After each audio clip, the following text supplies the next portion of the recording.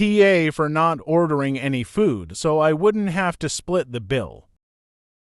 I 27M have been a part of a small friend group, around 8 people total, basically since college.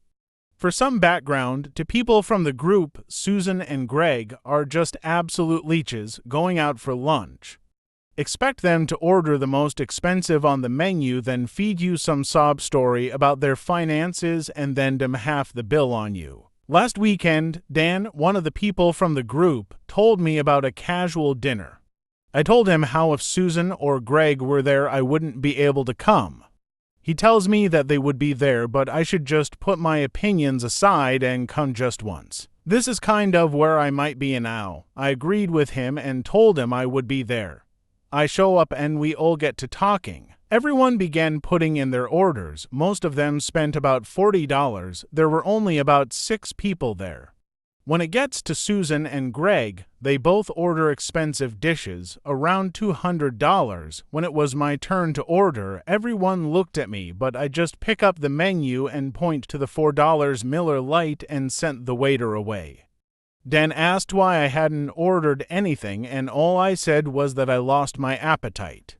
The other 2 friends got up as well to cancel their orders and just have drinks. After the main courses came out, I saw Susan and Greg picking at their food. The waiter then brings over the check. Greg then grabs the waiter and asks him to split the check 6 ways.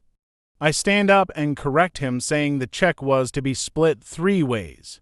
Greg looks at me confused and asks why, since we always split the bill. I reminded him that 3 of us had not eaten any food, so we would just be paying for our drinks, so basically at the end of the night, Dan, who probably only ate around $50 worth of food, was stuck with a $146.98 check at the end. Yes, I remember the exact number. I swear I saw his jaw drop when he picked that receipt up. I slid a $10 towards the check, said goodbye everyone, and walked out. The next morning, I found my phone full of texts from Greg and Susan telling me I was an off for not ordering any food and forcing them to pay more than they had accounted for.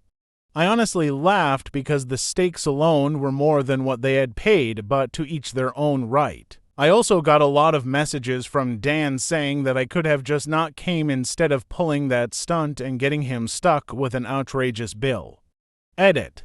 At this restaurant, the bar is separate, so drinks are on a separate bill, if that makes sense. And if anyone is concerned about leaving a tip, I live in Australia. Edit 2. Hey guys, just wanted to clarify some things.